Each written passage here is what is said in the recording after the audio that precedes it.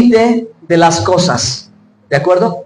Nos lleva al límite de las situaciones, nos lleva al límite de la gente de fe. ¿Cuánta gente de fe hay aquí? Amén. Voltea con tu hermano que está junto a ti y dile, yo soy gente de fe. Exacto. Somos personas, somos gente que ora, ¿verdad que sí? Que intercede, que lee las escrituras. Somos personas que tenemos un corazón compasivo en la necesidad de los demás, ¿sí o no? Porque somos los hijos de Abraham. Digan conmigo, somos hijos de Abraham. Exactamente. Somos del linaje de Abraham porque creímos en Yeshua el Mesías. Así que, interesante, hermanos, porque la gente de fe también llega a un límite. Y el título de mi mensaje del día de hoy es cuando ya no hay nada más que hacer. Ese es el título y de eso quiero explicar. Quiero hablar 3 cosas importantes que podemos reflexionar y aprender a partir de Abraham, el clamor de Abraham, la intercesión de Abraham, cuando Dios determinó traer juicio a 5 ciudades y en una de ellas estaba Lot, su sobrino o su familiar. Ahí estaba Lot con su familia y Dios reveló a Abraham lo que habría de hacer. Así que fue y lo visitó y en esa porción de la escritura se nos cuentan estos hechos y esta pues es una maravillosa oportunidad para que todos podamos aprender acerca de la Torá y de un gran ejemplo de cómo orar después o cómo hacerle después de que ya hemos orado. Y a veces Dios dice, ¿qué dice Dios? No. ¿Qué dice Dios? No. Hay veces que Dios dice sí. Hay veces que Dios dice sí, pero todavía no. Pero ustedes consideren si hay ocasiones donde Dios puede decir no. Mi pregunta es, para que vaya cobrando sentido, ¿puede decir Dios no? ¿A algo puede decir el no? Sí. La escritura, hay algo que la escritura misma diga no. Así es, la escritura hay algo que dice no y se lo voy a decir de una vez anticipado.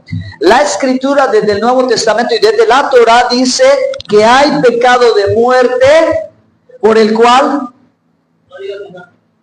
no se pida, ¿ok? Que no se pida. Pero hay circunstancias en las que Dios nos dirá no, y son situaciones que nos llevan al límite. Así que eso es lo que vamos a reflexionar. Pensando en la historia de Abraham, hermanos, Abraham cuando Dios se le presentó, no visiblemente, porque nadie ha visto a Dios y vive. No hay hombre que haya visto a Dios jamás.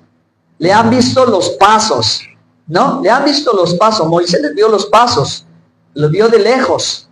Y Abraham también.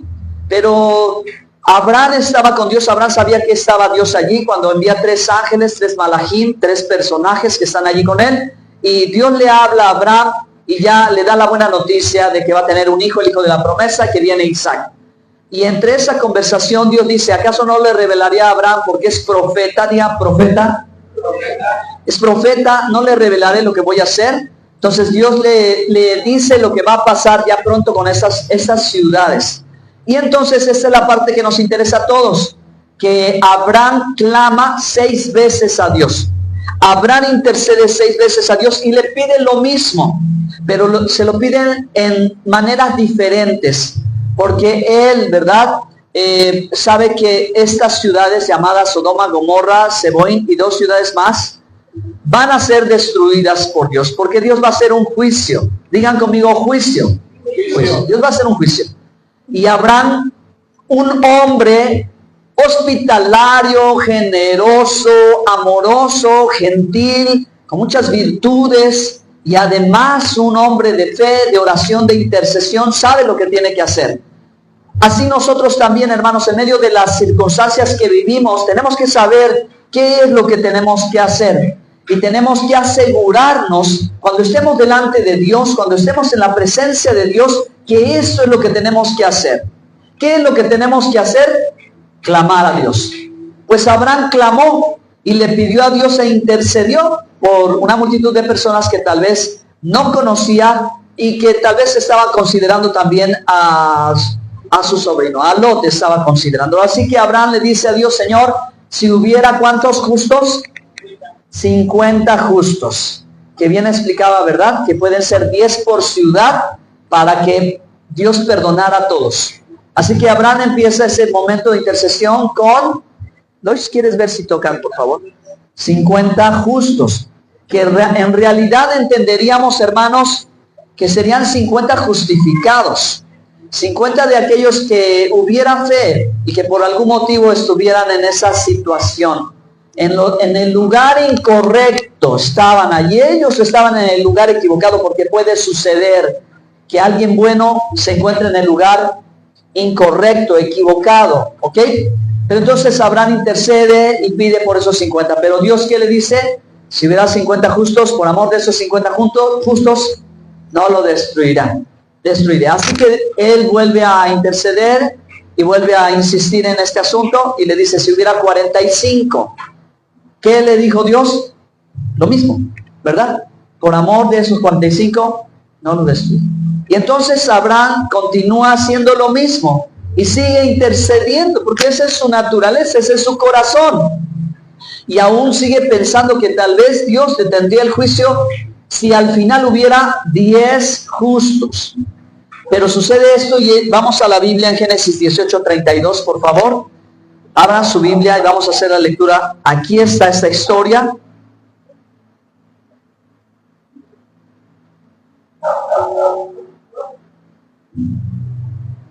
Y volvió a decir: no se enoje ahora mi señor, si hablare solamente una vez, quizás se hallarán allá 10.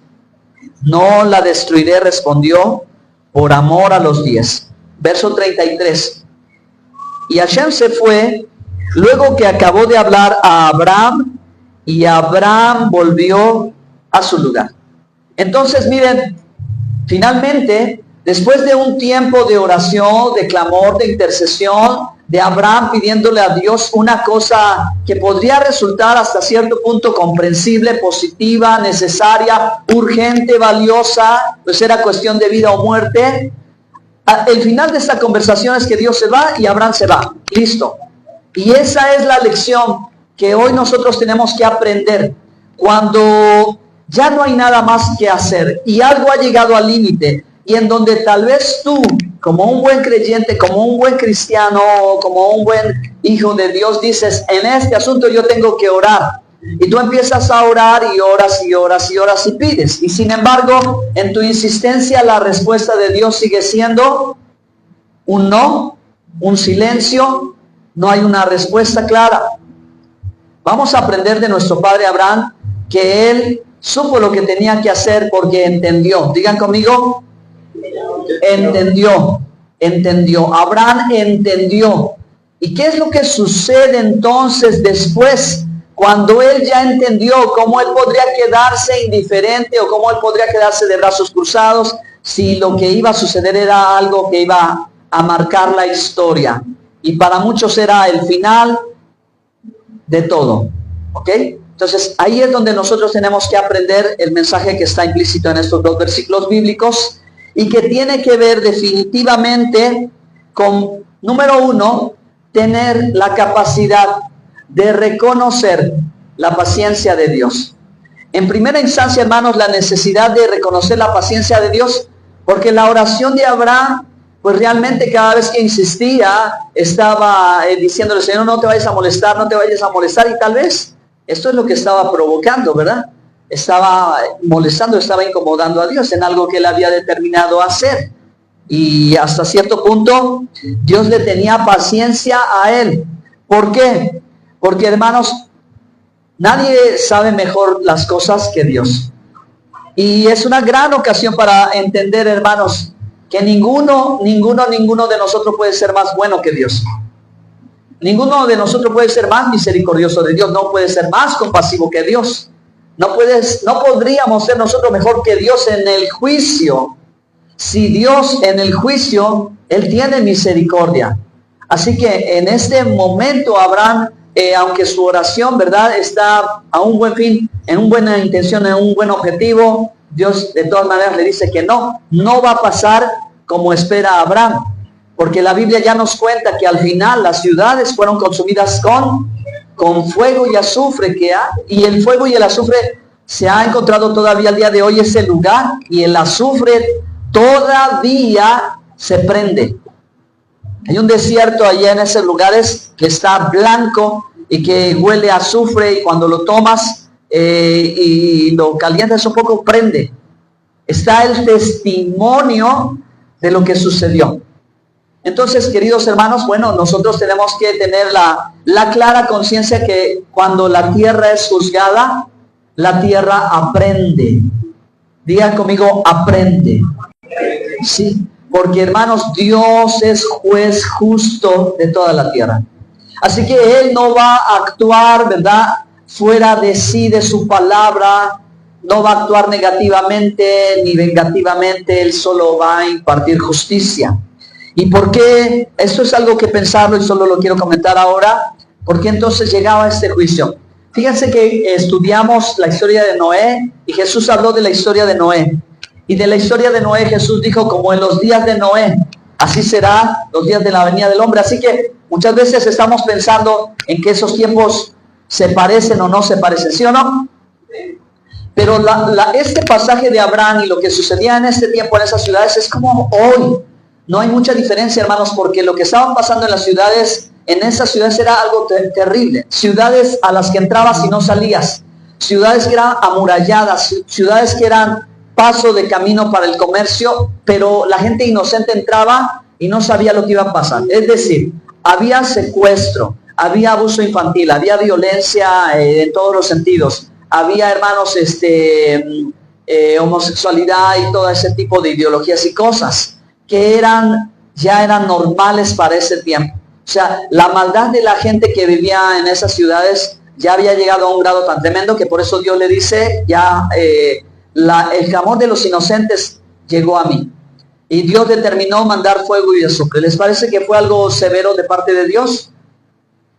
Parece que fuese algo severo, ¿verdad? Que cayera fuego del cielo y los consumiera, pero alguien decía que el aroma que despide el azufre es como un aroma que adormece, que tú lo hueles y te desmayas. Entonces, fíjense, hermanos, que a pesar de todo lo severo que pueda pasar, que sucedió en ese lugar, primero, ¿verdad?, sucedía que la gente no estaba como lo imaginaríamos, ¿verdad?, ardiendo con el fuego y gritando, y el aroma los durmió a todos. El aroma del azufre los durmió a todos, y entonces toda la historia continuó hacia adelante. Dios tuvo misericordia porque había tanta gente que clamaba. Dos cosas que dice la Torá. Díganme, ¿qué dice? ¿Qué dice? Dicen que el secuestro y el abuso infantil son pecados de muerte. ¿De acuerdo? Secuestro y pecado infantil, lo único que merece es la muerte. Y estos pecados había muchos más cosas. ¿Cómo sabemos? ¿Cómo sabemos esto? Voy a la historia, porque hay dos cosas más que tengo que decir. Voy a la historia, hermanos, rápido. Recuerden que Lot vivía allí. Ahora recuerden que Dios le dijo que iba a traer juicio y que él sabría lo que haría. Él sabría lo que haría después de que haya visto al pueblo. Por eso dice Dios, descenderé y veré qué tengo que hacer. Dios tenía algo que hacer. Él sabía lo que iba a hacer. Digan conmigo, él sabía lo que tenía que hacer. Ahora aquí está la respuesta en cómo supo Dios lo que tenía que hacer. Bueno, miren, resulta que los ángeles llegan a la casa de Lot. Lot vivía a la puerta de la ciudad, y Lot sabe que son ángeles de Dios, los recibe y los mete a su casa. ¿Y qué pasó? Pues inmediatamente se corrió el chisme. Oye, que aquí hay dos altos, güeros, rubios, de ojos verdes. Vamos por ellos. Pues miren, la Biblia dice que todo el pueblo, viejos y jóvenes, todos fueron a la casa de Lot y le dijeron, entréganos a los varones. Entréganos a los varones. Lot sabía qué iba a pasar, qué querían hacer con ellos. Pero dice Lot, esto digo de mi parte, creo que no sé si fueron los ángeles que le dijeron, diles que tienes 2 hijas, o fue idea de él que le dijo, miren, yo tengo 2 hijas vírgenes, hagan lo que quieran con ellas. ¿Qué dijo la gente? La gente dijo, no. ¿Y sabes qué? Haremos peor de lo que le íbamos a hacer a ellos, te haremos a ti. ¿Sí o no? Bueno, ahí estaba, hermanos, ahí estaba la evidencia que Dios esperaba tener y el testimonio escrito en la Escritura de la razón por la que el juicio vendría a causa de la maldad de los hombres, a causa del pecado de los hombres, porque ya había llegado a un límite donde Dios tenía que hacer algo. Dios tenía que empezar a reparar, Dios tenía que purificar, Dios tenía que traer algo, hermanos. Y esto sirvió para mostrar el corazón de estas personas, que su corazón era la maldad. Y con esto para Dios quedó claro, y miren lo que aconteció, tremendo lo que aconteció. Así que por eso, hermanos, en la intercesión de Abraham, Abraham se retira.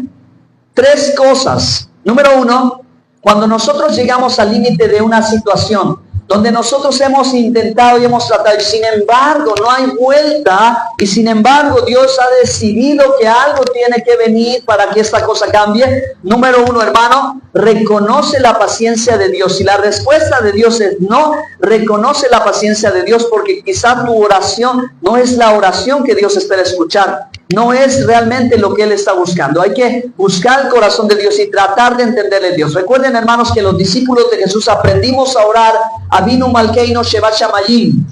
Padre nuestro que estás en los cielos, santificado sea tu nombre, venga tu reino, hágase tu voluntad.